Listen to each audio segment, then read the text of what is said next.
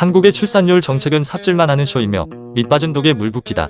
모든 저출산 관련 예산들이 여성계와 단체, 여러 이권에 뒤를 핀 사람들의 뒷주머니로 흘러 들어갔다. 까치잡이 현상금 걸듯이 애를 낳으면 돈 몇 푼 쥐어주는 바보들이나 할 법한 선심성 정책 등 방향의 갈피조차 못 잡았다. 출산율이 십수년 동안 절반 가까이 하락하는 동안 결혼한 사람들의 기혼 출산율은 고작 4.4%의 하락에 그쳤다. 4.4% 하락은 소수의 딩크족을 제외하면 늦은 나이에 결혼으로 인한 임신 어려움과 건강상의 이유일 뿐이다. 출산율을 올리려면 결혼하는 사람이 많아지도록 정책 방향성을 잡아야 하는데 지난 정권에서는 남녀 갈등을 폭발시켰고 부동산까지 엄청나게 상승시켰다. 결혼해서 주거 문제 등 남자가 여성에 비해 대이선 결혼 비용을 부담하고 가정을 책임져야 하는 아부장적인 관습이 아직까지도 일반적인 한국 사회에서 연애는 여자의 권한일지 몰라도 결혼은 남자의 권한이며 선택이다. 허례허식 가득하고 눈 높은 결혼 문화 자체를 바꿀 수 있도록 미디어를 통해 유도하거나 서민층 남성들이 빨리 자리를 잡을 수 있게 해서 결혼할 수 있게 만드는 게 가장 필요한 최상의 정책인데 여기에 대해서 전혀 신경을 쓰지 않으면서 비교적 여유로운 사람들이나 기혼자들에게만 혜택과 지원을 하고 있는 것이다. 아이가 있는 기혼자 정책 일색인 한국과 달리 일본은 정부에서 앞장서서 다양한 행사 등을 통해 이성 간의 만남을 유도하거나 예비부부나 신혼부부 지원 등 혼인율을 올리기 위한 정책을 꾸준히 펴왔었다. 물론 기혼자 지원이 잘못되었다고 볼 수는 없지만 우선순위는 될 수 없다. 그나마 제대로 쓰고 있다는 보육 관련 예산은 어설프고 멍청하기 짝이 없다. 옆나라 일본은 일하지 않는 전업주부들은 어린이집에 아이를 맡길 수 없다. 일본보다 맞벌이 비율이 훨씬 낮은 한국은 일하지 않는 전업주부들도 어린이집에 아이를 맡길 수 있으며 전업주부가 척돌이 안 된 아기까지 어린이집에 맡겨가며 육아 지원을 받고 있다. 물론 여기에 들어가는 보육지원 예산이 전체에서 큰 비중은 아니지만 하나를 보면 열을 알 수 있듯이 더 효율적으로 쓰일 수 있는 예산인데도 고작 주부들의 자아찾기와 여가 시간을 위해 낭비되고 있는 것이다. 이렇게 세어나가는 예산들이 모여서 수백조를 쓰고도 출산율 반토막 나버린 무능한 한국의 현실이 되었다. 한국에 비해 육아 지원도 적고 맞벌이 비율도 높은 일본의 출산율은 이제 한국과 2배 차이까지 벌어지고 있다. 쓸데없이 낭비되는 예산들은 서민층 남성들이 군대에 강제 징병되어 단돈 몇만 원의 청춘을 소모했던 그들의 고열일지도 모른다.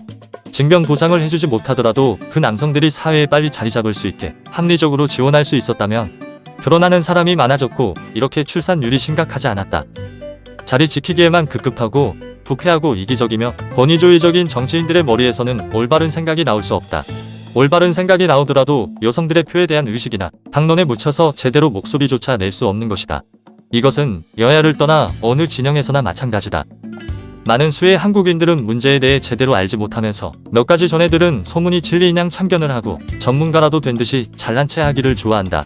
다른 사람의 의견을 판단할 때는 의견 자체를 논리적으로 판단하지 않고 어떠한 영향력을 가진 사람이 그 의견을 내었는가에 대해서만 관심을 가진다. 자신이 알고 있는 사실이 틀렸어도 자존심 때문에 쉽사리 인정하지 않고 별로 중요하지 않은 것에 꼬투리를 잡거나 논쟁하기 좋아한다. 그런 억지들이 모여서 배에 사공이 많아지고 산으로 간다. 쓸데없는 의견과 모래사장 같은 정보들 속에 정말로 의미 있는 목소리들은 묻혀버린다. 나이 든 사람들은 보다 어린 사람의 의견이나 다른 사람의 의견을 주의 깊게 듣지 않는다.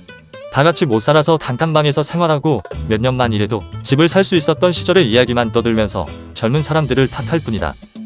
꽤 많은 기성세대들은 조회수 8위 사기 군뽕 유튜브에서 나오는 낙관적인 거짓 망상들에 선동되어 이런 문제들에 관해 신경 쓰지 않으며 생각 자체가 막혀있다. 4차 산업으로 넘어가면서 더 이상 많은 노동력이 필요하지 않고 문명의 패러다임도 바뀌어 가겠지만 급격한 인구 변화에 대해 대한민국은 정말 아무런 준비가 되어 있지 않다.